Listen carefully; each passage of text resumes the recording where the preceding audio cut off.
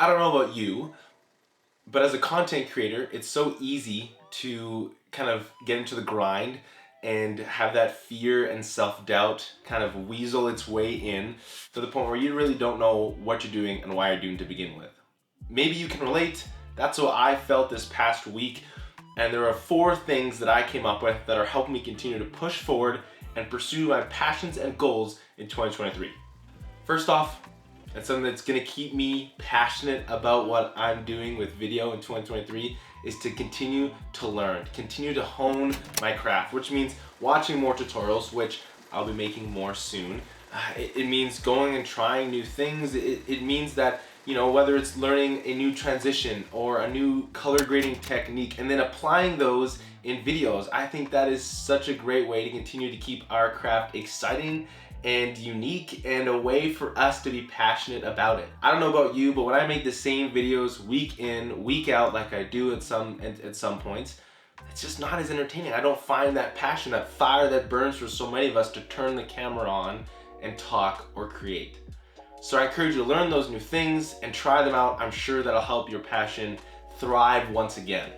The next thing is to continue to find inspiration from big and small creators, from TV, from Netflix. I'm surprised now on the perspective change that I've tried to introduce in my life, where when I'm watching content, whether it's on the couch with my wife watching some TV show or when I'm watching YouTube creators online, there's so many things you can learn from them. Whether it's how do they do that motion graphic, what was the composition of that shot, the lighting, all those different things, and the brilliant storytelling that so many of you out there can create.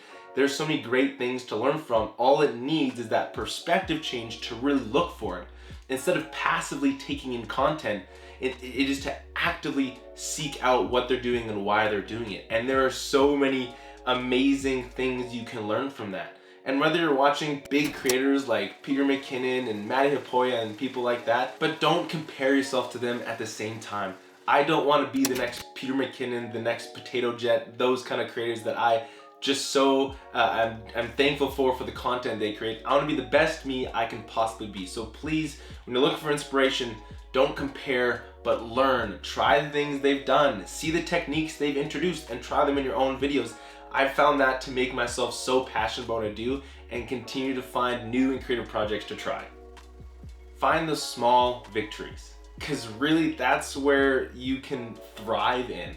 I know for us as content creators, and maybe you can relate, when you're just making videos week in, week out, or every 2 weeks or every month, it can become quite a grind. Or you're doing photos or graphic work, whatever that might be.